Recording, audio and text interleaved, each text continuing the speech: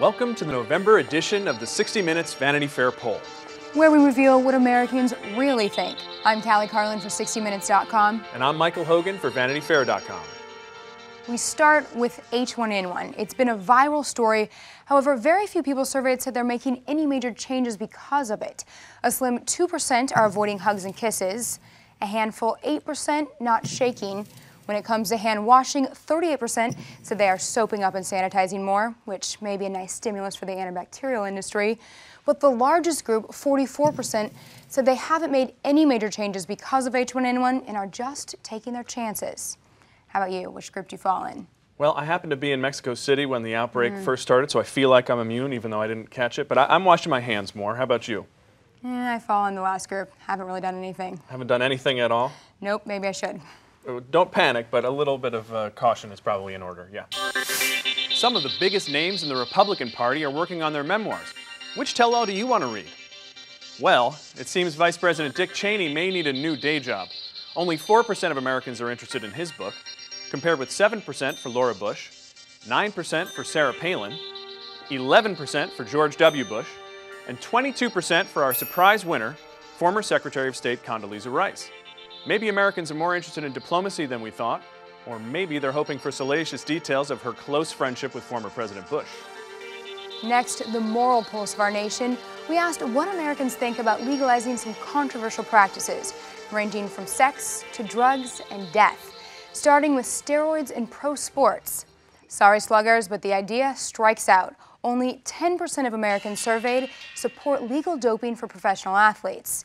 And there probably won't be a red light district in NYC anytime soon. About 1 in 4 people favors legalizing prostitution. Almost 4 in 10 say we should allow assisted suicide, and about the same number, slightly more, would like to legalize marijuana.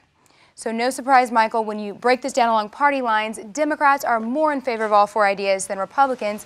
However, even among Democrats surveyed, there's not a majority of support for any of these 4 ideas, which I think would probably make our grandparents and religious leaders happy. Do you use Facebook for professional networking? If so, you're in a minority.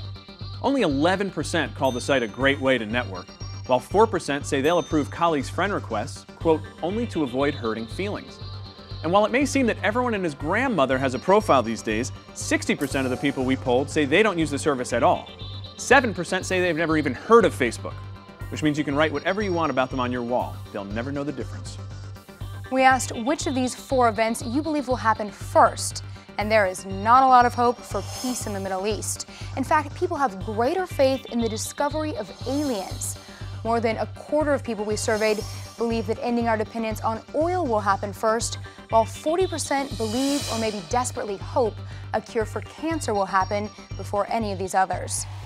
Texas was in the news recently when Governor Rick Perry dropped a hint about seceding from the United States. We asked Americans which state they'd cut loose if they could, and the response broke down along party lines. 15% of Democrats would call Texas's bluff and bid the Lone Star State farewell, while a full 22% of Republicans would like to see California crack off into a golden state of its own.